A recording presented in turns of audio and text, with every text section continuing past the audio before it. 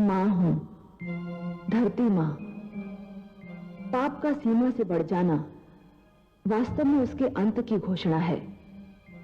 असत्य को देखकर कुछ समय तक तो ये लगता है कि इसका अंत असंभव है, परंतु यदि उसका अंत असंभव होता तो मानवता और सभ्यता उस मंजिल पर न पहुंच पाती जहां वो आज दिखाई दे रही है।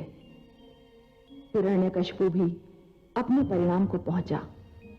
भगवान श्री विष्णु ने उसे काफी छूट दी, पर जब वो अपने अहंकार और अत्याचार की सीमा पार कर गया तो उसके साथ वही किया जो पाप के साथ किया जाना चाहिए था।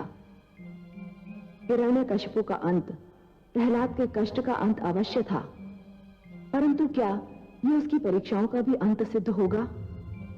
वो हिरण्यकशिपु का पुत्र है, पर उसे यह भी पता है कि आह्लाद उसका भ्राता है, और प्रहलाद जैसे न्यायप्रिय और सत्यवादी के लिए यह कैसे संभव है कि वो इस सत्य की अनदेखी कर दे कि बड़े भाई के होते छोटे भाई को उत्तराधिकार का अधिकार नहीं। देखना यह है कि स्वयं आह्लाद ने अपने अनुभव से क्या सीखा है। असंभव अनुज, असंभव। ये हो ही नहीं सकता। मुझे खेद है, मैं तुम्हारी इच्छा को ठुकरा रहा हूं, परंतु इसका मुझे हर्ष भी हो रहा है कि मैं अपनी अंतरात्मा की पुकार को सुन रहा हूं। असुरलोक के सिंहासन पर तुम ही बैठोगे, असुरलोक के सम्राट तुम ही बनोगे अनुज। भ्राताश्री, आप मेरे ज्येष्ठ भ्राता है, पिताश्री की ज्येष्ठ पुत्र है। परंपरा यही है कि राजा की मृत्यु के उपरांत उसका ज्येष्ठ पुत्र ही उसका स्थान लेता है। मुझे तो ज्ञात ही नहीं था कि मैं असुरलोक सम्राट का पुत्र हूँ। मैं तो यह समझता रहा कि मैं कामरूप नरेश का पुत्र हूँ। परंतु पुत्र, अब तो तुम्हें ये ज्ञात हो चुका है कि तुम ही मेरे ज्येष्ठ पुत्र हो, और पुत्र प्रहलाद के ज्येष्ठ भ्राता भी। अब तो तुम ही इस परिवार के बड़े हो। बड़ा आयु से नहीं, बुद्धि से होता है, और मेरा अनुज बुद्धि में मुझसे आगे है, मुझसे महान है। मैं केवल इतना जानता हूँ कि आप मेरे ज्येष्ठ भ्राता हैं, और ज्येष्ठ भ्राता के रहते छोटे भाई को युवराज बनने का अधिकार नहीं। तुम्हारा ज्येष्ठ भ्राता तो उसी दिन मर गया था जिस दिन उसे काले विषैले नाग ने डस लिया था। उसके मृत शरीर से जो जीवित शरीर उठा था वो तो तुम्हारे अनुयायी का, तुम्हारे श्रद्धालु का शरीर था, तुम्हारे ज्येष्ठ भ्राता का शरीर नहीं अनुज। परंतु पुत्र। नहीं माताश्री, ये एक ऐसा सत्य है जिसमें किंतु और परंतु के लिए कोई स्थान नहीं। सिंहासन के उत्तराधिकारी का चुनाव आयु नहीं, योग्यता के आधार पर होना चाहिए। भ्राताश्री, असुरलोक की परंपरा निभाना भी हमारा धर्म है। परंपराएं हम बनाते हैं, यदि हम ही इन्हें बनाते हैं तो हम इन्हें तोड़ भी सकते हैं। यदि असुरलोक वासियों ने ये परंपरा बनाई है तो लो, आज एक असुर उसे तोड़ भी रहा है। यदि तुम्हारा यही हठ है कि मैं तुम्हारा ज्येष्ठ भ्राता हूं, तो सुनो, मैं तुम्हें आदेश देता हूं, असुरलोक के सिंहासन पे विराजमान हो जाओ, असुरलोक का राजपाट संभालो। पुत्र, यह नहीं मानेगा। राज सिंहासन सोना नहीं रहना चाहिए। यदि पुत्र आह्लाद की यही इच्छा है तो जाओ और तुम ही मुकुट धारण करो। अब प्रजा अपने नए सम्राट को देखने के लिए व्याकुल हो रही है। इसे मेरा भी आदेश समझो पुत्र।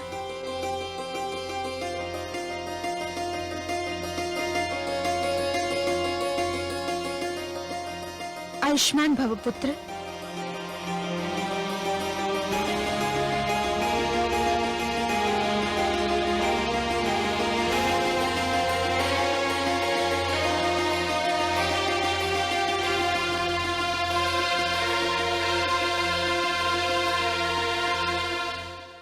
मैं मां हूं, धरती मां। अधिकार प्राप्त करना जितना कठिन है, अपने अधिकार का त्याग करना भी उतना ही, बल्कि शायद उससे भी अधिक कठिन है। ज्येष्ठ पुत्र होने के नाते हिरण्यकशिपु के सिंहासन पर आह्लाद का ही अधिकार था, परंतु उसे याद था कि प्रहलाद ने उस पर क्या उपकार किया था, और वो जानता था कि प्रहलाद कितना महान है। इसलिए उसने अनुरोध किया कि प्रहलाद ही असुर लोक का सम्राट बने, और प्रहलाद ने भी राजा बनते ही सिद्ध कर दिया कि आह्लाद का त्याग अनुचित नहीं था। परंतु राजा बन जाना सरल है, पर इस महान पद की मर्यादा बनाए रखना कठिन है। प्रहलाद ने कई वर्ष बड़ी योग्यता से राजधर्म निभाया, पर उसकी परीक्षा की घड़ी अभी आनी शेष थी, और वो घड़ी आ ही गई। सावधान, सावधान!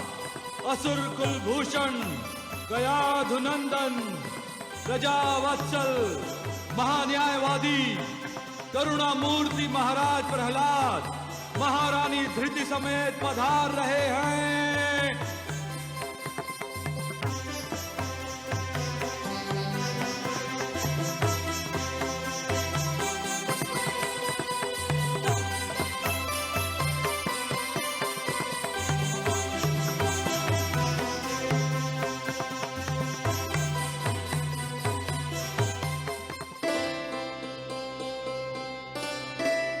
प्रणाम करता हूं भ्राताश्री। आयुष्मान भव। प्रणाम भ्राताश्री। सौभाग्यवती भव।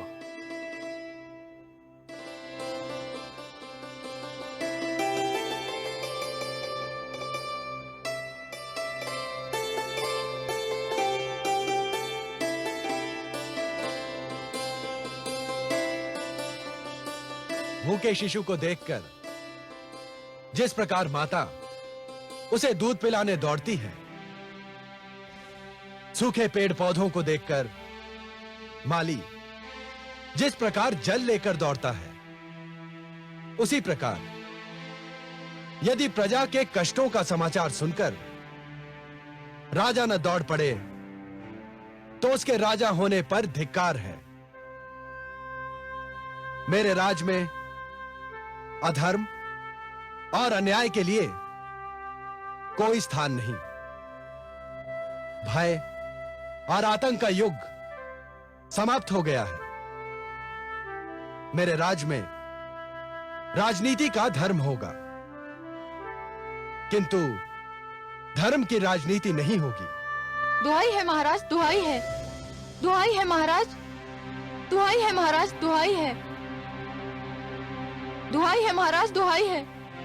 महाराज देखिए अपने सैनिकों का अन्याय, मुझे व्यर्थ में सता रहे हैं, मुझसे मेरा नवजात शिशु छीन रहे हैं। सैनिकों, एक माता से उसका पुत्र छीन लेना हत्या से भी गंभीर अपराध माना जाएगा, और यदि यह अपराध सिद्ध हो गया तो तुम्हें प्राणदंड भी मिल सकता है। हाँ महाराज, इन्हें प्राणदंड मिलना ही चाहिए। महाराज, हमने ये बच्चा नहीं छीना है। ये स्त्री इस स्त्री से बच्चा छीनने का प्रयास कर रही थी। हाँ महाराज। ये दूसरी स्त्री कौन है? महाराज, ये मेरा बच्चा चुरा कर लिए जा रही थी, तब मैंने इसे पकड़ा। स्त्री तो माता होती है, मातृ स्वरूपा होकर भी तुमने इस दुखियारी का नवजात शिशु चुराया। ये झूठ है महाराज, ये नवजात शिशु मेरा पुत्र है। क्या? ये झूठ बोल रही है महाराज। नहीं महाराज, मैं सत्य बोल रही हूँ। मैंने इस बालक को 9 महीने अपनी कोख में रखा है, मैंने इसे जन्म दिया है। महाराज, ये मेरा पुत्र है। नहीं महाराज, ये झूठी है, पांच है। मैं इस बच्चे की माँ हूँ, कृपा मुझे मेरा बच्चा दिलाइए, न्याय कीजिए महाराज। अजब के न्याय का डंका चारों ओर बज रहा है, मुझे न्याय चाहिए महाराज, मुझे न्याय चाहिए। महाराज, अब आपने इन दोनों पक्षों की बात सुन ली है। हम इन दोनों स्त्रियों को लड़ते देखकर इस शिशु और इनको ले आए हैं। महाराज, अब आप ही इनका न्याय कीजिए कि इन दोनों में इसकी वास्तविक माता कौन है।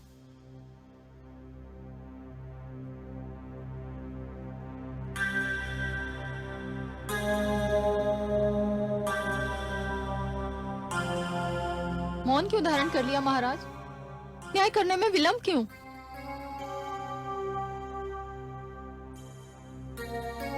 न्याय होगा कल यहीं इसी सभागार में। यह शिशु अपनी वास्तविक माता की गोद में होगा। तब तक इन दोनों देवियों को महिला संरक्षण गृह में रखा जाए और इस शिशु को राजमाता कयाधु के निरीक्षण में दे दिया जाए।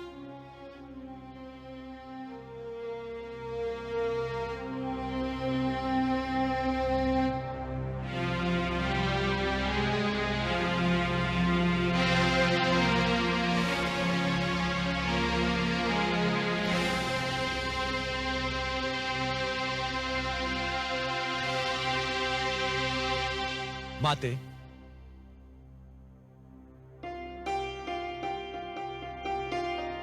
प्रणाम माते।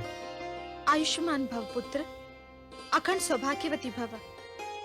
बहुत उत्सुक दिखाई दे रहे हो पुत्र। हाँ माते, और यदि आप आज सभागार में होती तो आपको यह प्रश्न पूछने की आवश्यकता ही नहीं पड़ती। मैं जानबूझकर नहीं आई थी पुत्र। आप सत्य कहती है माताश्री, और आज वास्तव में मेरे लिए एक कड़ी परीक्षा का दिन है, और इस परीक्षा के लिए मुझे आपके परामर्श की, आपकी सहायता की आवश्यकता है। इस संकट को बिना आपकी सहायता के मैं पार नहीं कर सकता माते। ऐसा कौन सा संकट खड़ा हो गया है पुत्र? उस संकट का एक छोटा संकेत मैं आपकी सेवा में पहले ही भेज चुका हूं माते। राजमाता, ये शिशु तो चुप होने का नाम ही नहीं ले रहा है। जब से आया है निरंतर रोए जा रहा है। यही तो है मेरा संकट माते, यही है मेरी परीक्षा। क्या समस्या है पुत्र? समस्या यह है माते कि इस शिशु के साथ 2 स्त्रियां आई हैं, और प्रत्येक का कहना है कि वही इसकी माता है। अब ये शिशु स्वयं तो बता नहीं सकता कि इसकी माता कौन है, और मैं भी ये निर्णय लेने में असमर्थ हूं कि उन दोनों में से कौन सच बोल रही है और कौन झूठ। यह तो बहुत सरल निर्णय है पुत्र। शिशु की भूख वास्तविकता का निर्णय कर देगी। इस शिशु को दोनों स्त्रियों के पास भेज दो। जो इसको अपना दूध पिलाकर शांत कर देगी वही उसकी माता होगी। आपका परामर्श बहुत उत्तम है माते, परंतु जब आपने ही यह परामर्श दिया है तो मेरी विनती है कि शिशु को उन दोनों स्त्रियों के पास भी आप ही ले जाएं और देखें कि उन दोनों में से कौन इसे दूध पिलाती है। फिर तो यह निर्णय आप स्वयं कर देंगे कि शिशु की माता कौन है। असुर लोक सम्राट की यही सहायता करके मुझे प्रसन्नता होगी।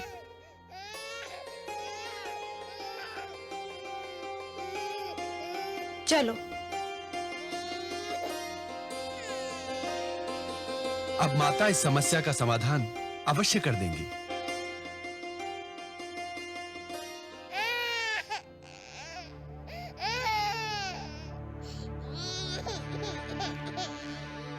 क्या हुआ? क्या हुआ? चुप हो जा मेरे लाल, चुप हो जा मेरे चंदा। शिशु भूख से व्याकुल है। न जाने कब से उसे दूध नहीं मिला। यदि तुम इसकी माता हो तो फिर उसे दूध पिलाकर शांत करो ना। हाँ महारानी, अवश्य। मेरा लाल भूख से बिलख रहा है।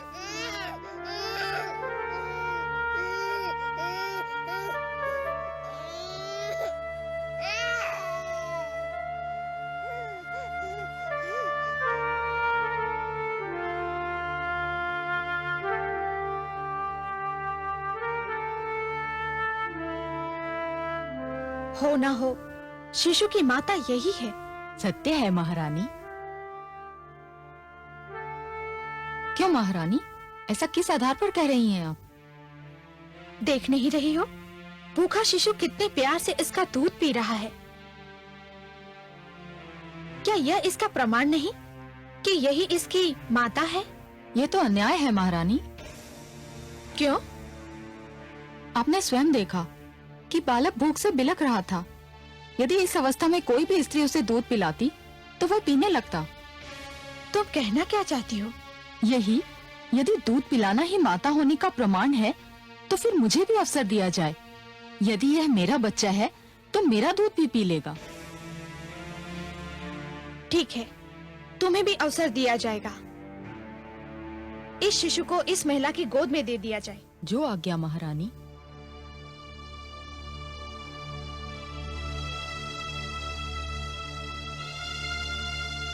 लाओ, शिशु मुझे दे दो।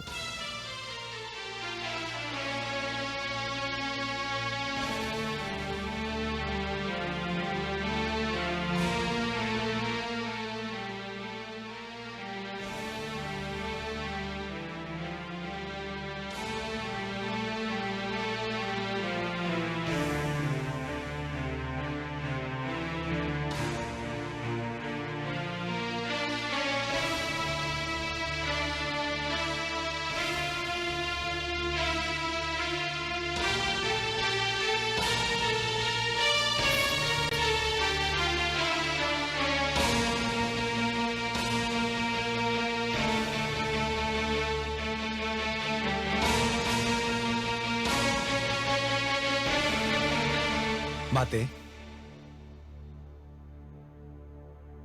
क्या हुआ माते? हो गया निर्णय? किसने दूध पिलाया शिशु को? क्या आपने जान लिया कि शिशु की माता कौन है? नहीं पुत्र, मैं स्वयं दुविधा में पड़ गई। मैं समझा नहीं माते। मैं शिशु को लेकर दोनों स्त्रियों के पास पहुंची। यह देखकर मेरे आश्चर्य की सीमा न रही कि शिशु ने बारी बारी दोनों का दूध पिया। वह बहुत भूखा था, उसकी भूख तो मिट गई, परंतु मेरे लिए यह निर्णय करना कठिन हो गया कि शिशु की वास्तविक माता कौन है। शिशु को दूध पिलाने की कसौटी पर दोनों ही पूरी उतरी।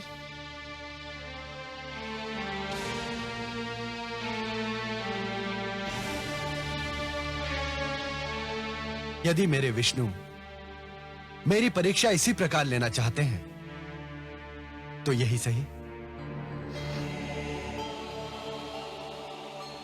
लगता है मेरे पुत्र की परीक्षा की श्रृंखला कभी समाप्त ही नहीं होगी। बेचारा उस समय से परीक्षा दे रहा है जब से माता के गर्भ में आया था, और उसी समय से हर तपस्या में वो सफल भी हो रहा है। जन्म से मृत्यु तक परीक्षाओं से जूझना ही तो जीवन का सौंदर्य है महादेवी। जीवन के हर क्षण अपने अस्तित्व का प्रमाण देने के लिए परीक्षाएं तो देनी ही पड़ती हैं। महादेवी, यदि परीक्षाएं ना हो तो जीवन सपाट और नीरस बन जाए। परंतु इस समय वो ऐसी परीक्षा दे रहा है जो उसके ज्ञान क्षेत्र से बाहर है। क्या तू स्त्री होकर नहीं पहचान पाई कि शिशु को दूध पिलाने वाली दो स्त्रियों में से वास्तविक माता कौन है? मेरा पुत्र तो पुरुष है, वो ये कैसे पहचान पाएगा? यही तो ज्ञान की कसौटी है महादेवी। एक ज्ञानी व्यक्ति वही होता है जो यदि किसी प्रश्न का उत्तर नहीं जानता तो चहुओर देखता है, दूसरों के अनुभवों से और दूसरों की चिंतन शक्ति से ज्ञान जुटाने का प्रयास करता है। हे महादेवी, जिस प्रकार एक दीपक दूसरा दीपक जला सकता है, उसी प्रकार दूसरों के ज्ञान और अनुभवों से और दूसरों की चिंतन शक्ति से स्वयं अपना ज्ञान भी तो बढ़ाया जा सकता है, और एक राजा के लिए यह नितांत आवश्यक है। मुझे तो उलझन हो रही है कमल नयन। महादेवी, आप प्रहलाद की चिंतन शक्ति पर विश्वास कीजिए। देखिए तो सही कि प्रहलाद में इन परिस्थितियों से निपटने की कितनी क्षमता है।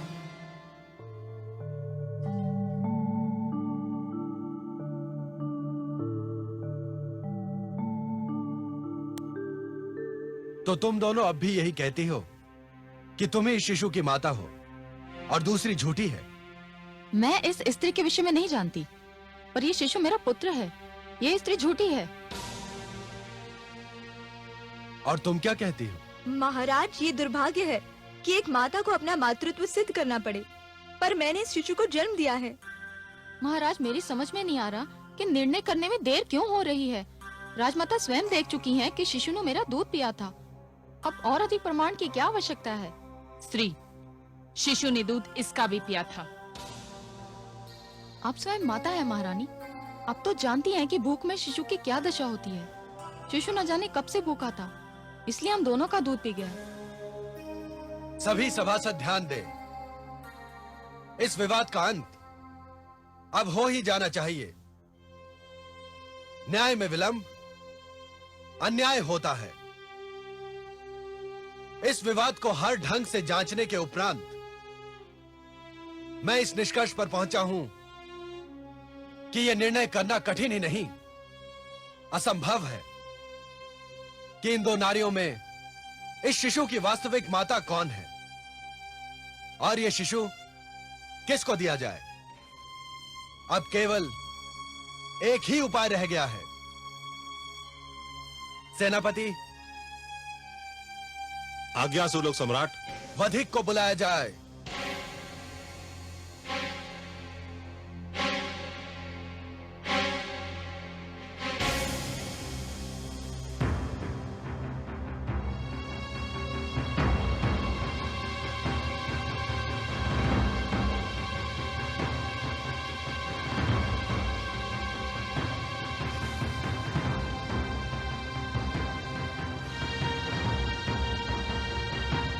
आज्ञा सम्राट, सेवक उपस्थित है। क्योंकि यह सिद्ध नहीं हो पा रहा है कि शिशु की वास्तविक माता कौन है। मेरा निर्णय है कि शिशु के शरीर के 2 टुकड़े कर दिए जाएं, आधा एक को और आधा दूसरी को दे दिया जाए। वधिक, इस शिशु के 2 टुकड़े कर दो। जो आज्ञा। नहीं लाओ शिशु। नहीं नहीं नहीं नहीं महाराज, नहीं, इस शिशु के 2 टुकड़े न कीजिए। ये शिशु इस स्त्री को ही दे दीजिए। मुझे नहीं चाहिए ये शिशु। मैं आपके हाथ जोड़ती हूँ, इस शिशु को इसे ही दे दीजिए। देख लिया महाराज, सत्य सामने आ ही गया। मैं ना कहती थी यह शिशु मेरा है, इसकी माँ मैं हूँ। यह स्त्री तो झूठी है। झूठी वो नहीं, झूठी तुम हो।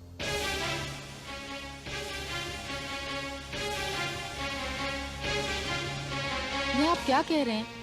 अब तो सिद्ध भी हो गया है। हाँ, सिद्ध हो गया। तुमने स्वयं सिद्ध कर दिया कि तुम इस शिशु की माता नहीं हो। तुमने इसे जन्म नहीं दिया है। संसार की कोई माता यह सहन नहीं कर सकती कि उसकी आंखों के सामने उसके शिशु के 2 टुकड़े कर दिए जाएं। यदि ऐसा हुआ तो इस संसार में प्रलय आ जाएगी। जिसने जन्म दिया हो वो तो अपने शिशु की हत्या पर धरती आकाश एक कर देगी। जब इस महिला ने रोकर कहा कि शिशु के 2 टुकड़े न किए जाएं, उसी समय सभी की अंतरात्मा पुकार उठी।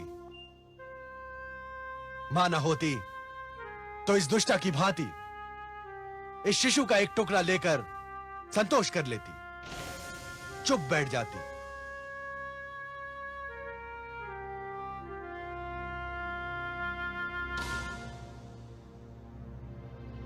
मेरा निर्णय यह है कि इस शिशु को इसकी वास्तविक माता को दे दिया जाए।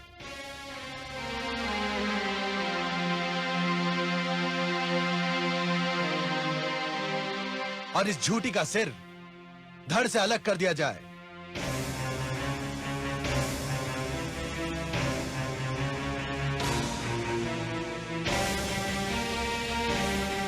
वधिक, हमारी आज्ञा का पालन हो।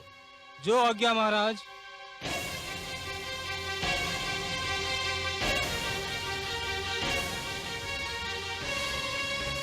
तुम्हारी कोई अंतिम इच्छा हो तो व्यक्त कर दो, पूरी की जाएगी। कोई इच्छा नहीं महाराज, मृत्यु ही मेरी पहली और अंतिम इच्छा थी, सो पूरी हो रही है। क्या कहना चाहती हो तुम? यह वधिक मेरा वध नहीं करेगा तो मेरा पति मेरा वध कर देगा। क्यों? ऐसा कौन सा अपराध किया है तुमने? महारानी, जब मैं गर्भवती थी उसी समय मेरे पति ने मुझे चेतावनी दी थी कि उसे केवल पुत्र चाहिए, पुत्री नहीं। जब मैं शिशु को जन्म देने के लिए मायके चली तो उसने फिर कहा कि यदि मैं पुत्र को लेकर उसके घर लौटी तो वह मेरा वध कर देगा। फिर क्या राजमाता, मेरे भाग्य में पुत्री को जन्म देना लिखा था। मैंने कन्या को जन्म दिया। मैं जान गई कि मेरा पति मुझे मार डालेगा। यह अबला मेरी पड़ोसन थी, इसने बालक को जन्म दिया था। मैंने अपनी पुत्री अपनी माता को सौंपी और इसका पुत्र लेकर भागना चाहा। महाराज, इस वधिक को आदेश दीजिए कि मेरी दुखद कहानी का अंत कर दे। अपराधी ये नहीं, वास्तविक अपराधी तो इसका पति है। नहीं देवी, वास्तविक अपराधी ये समाज है जो बालक को कन्या पर प्राथमिकता देता है। वो विचारधारा है जो पुत्र को पुत्री से श्रेष्ठ समझती है। धिक्कार है उस समाज को जो इतना भी नहीं समझता कि यदि कन्याओं को समाप्त किया जाता रहा तो ये संसार और जीवन का अंत हो जाएगा। धिक्कार है उस समाज को जो ये भी नहीं समझता कि आज की कन्या कल की माता है। धिक्कार है उस विचारधारा को जिसे इतना भी ज्ञात नहीं कि नारी संसार के शिखर पर विराजमान है। उसी से संसार बसता है और संसार चलता है। पुत्र और पुत्री में अंतर करने वाले राष्ट्र के विद्रोही हैं, सभ्यता के विद्रोही हैं, धर्म के बैरी हैं। इस दुखियारी महिला को मैं क्षमा प्रदान करता हूं। क्या लाभ महाराज? मेरा पति मुझे कन्या को जन्म देने के कारण जीवित नहीं छोड़ेगा। सेनापति, आज्ञा सम्राट। इस नारी को इसकी पुत्री सहित इसके पति के घर पहुंचाया जाए और इसके पति को हमारी ओर से चेतावनी दी जाए कि यदि उसने अपनी पत्नी या पुत्री को तनिक भी कष्ट पहुंचाया तो उसे बहुत कठोर दंड दिया जाएगा। सम्राट प्रहलाद की, सम्राट प्रहलाद की, सम्राट प्रहलाद की। आज तो चमत्कार हो गया कमल नयन। आपने सच कहा था। प्रहलाद ने पुत्रवधू धृति की प्रतिक्रिया को कसौटी बनाकर उचित निर्णय दिया। महादेवी, किसी भी व्यक्ति को तैरना तभी आ जाता है जब वो जल में गिर जाता है। आपके पुत्र प्रहलाद ने भी विकट परिस्थितियों का सामना किया, तभी उसका विवेक जागा।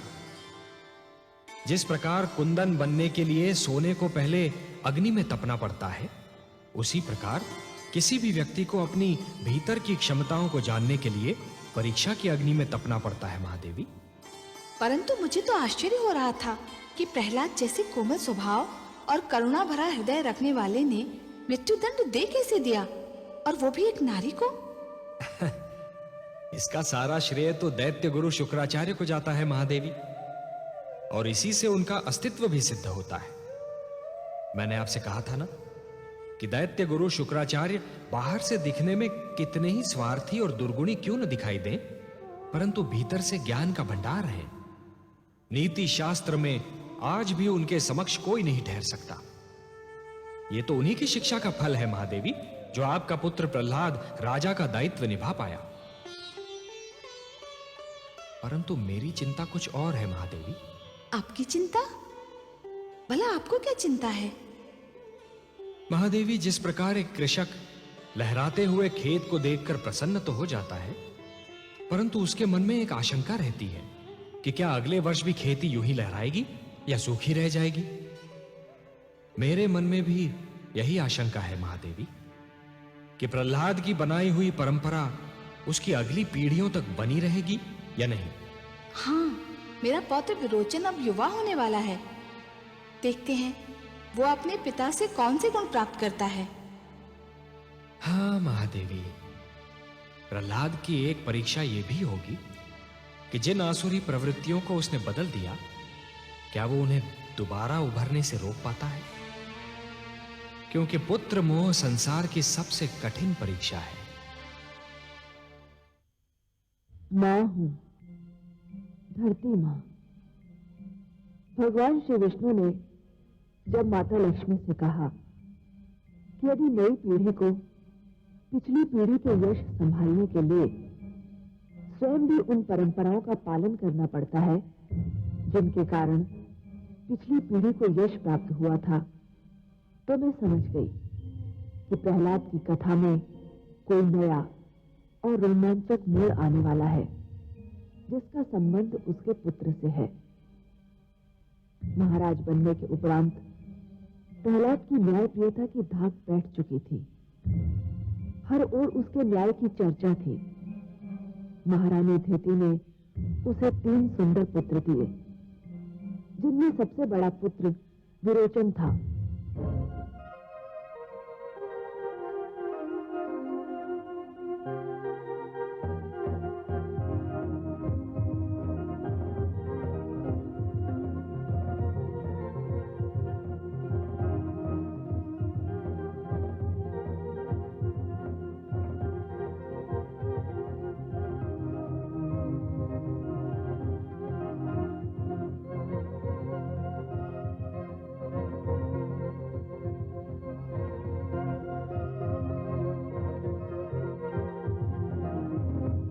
पिताश्री, यशस्वी भव पुत्र। मैं तुम्हारी ही प्रतीक्षा कर रहा था।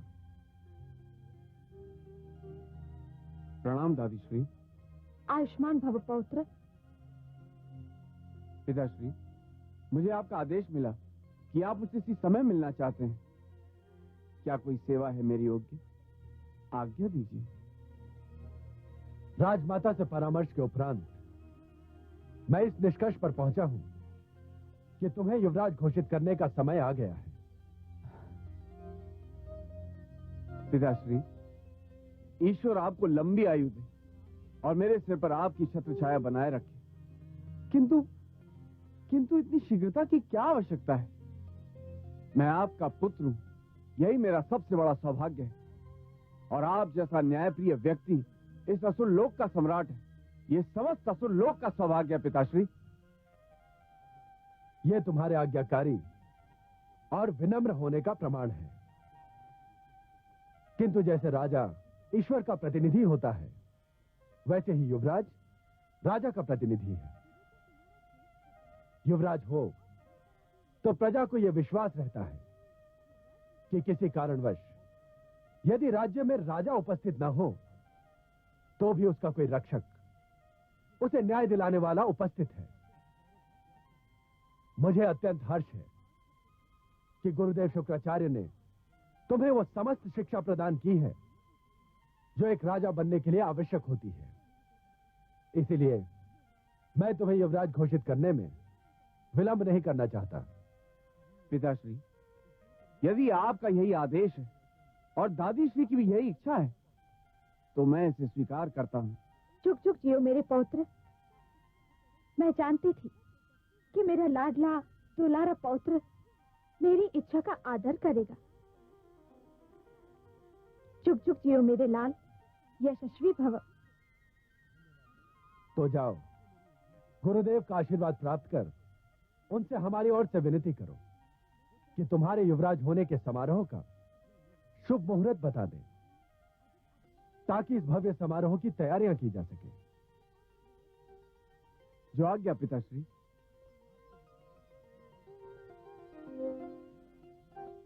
धृति शुभ समाचार को सुनकर अत्यंत प्रसन्न होगी माते।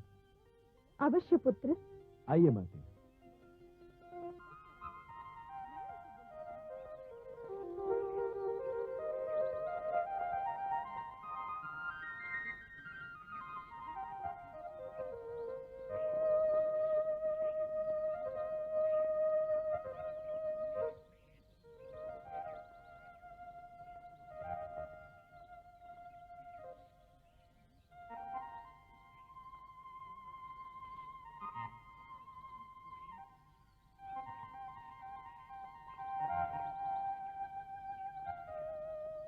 प्रणाम गुरुदेव।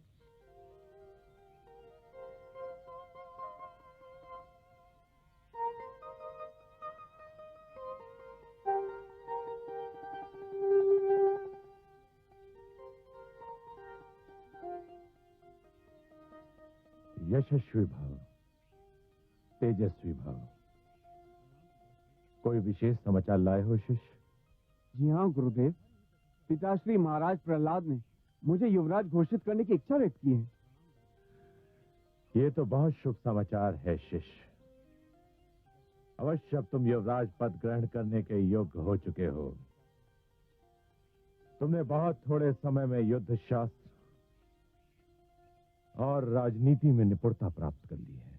ये सब आपके चरणों की देन है गुरुदेव। राजपुत्र युवराज का अंतर जानते हो शिष्य? इसका ज्ञान भी आप ही मुझे दे सकते हैं। राजपुत्र केवल राजा के अधिकारों की छत्र छाया में रहता है। युवराज के अपने अधिकार होते हैं।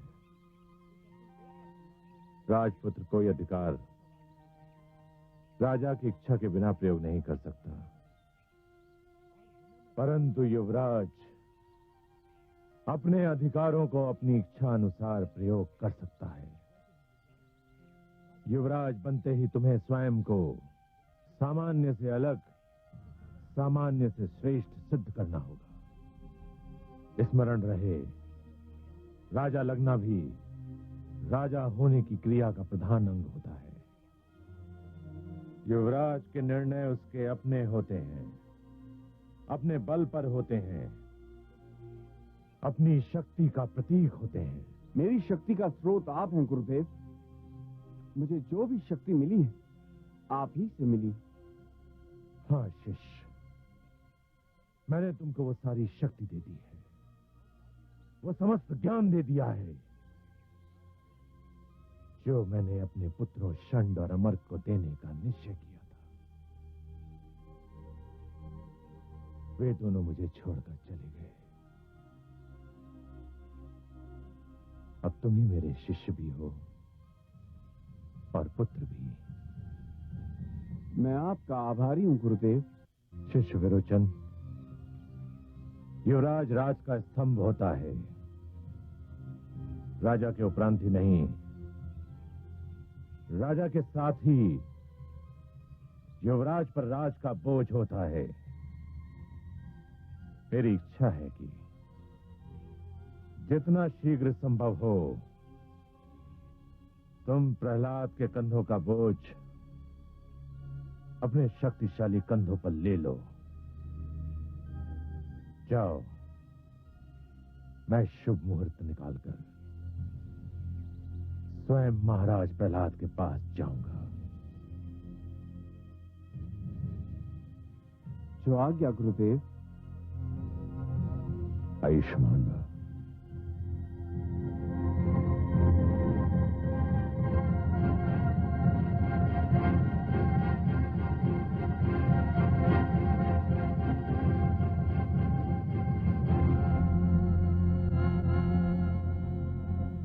विष्णु, तुम्हारे भक्त प्रहलाद ने मुझसे मेरे पुत्र तो छीन लिए, पर उसे ज्ञात नहीं कि मैं अपनी हार तो स्वीकार कर सकता हूं, पर उसे भूल नहीं सकता।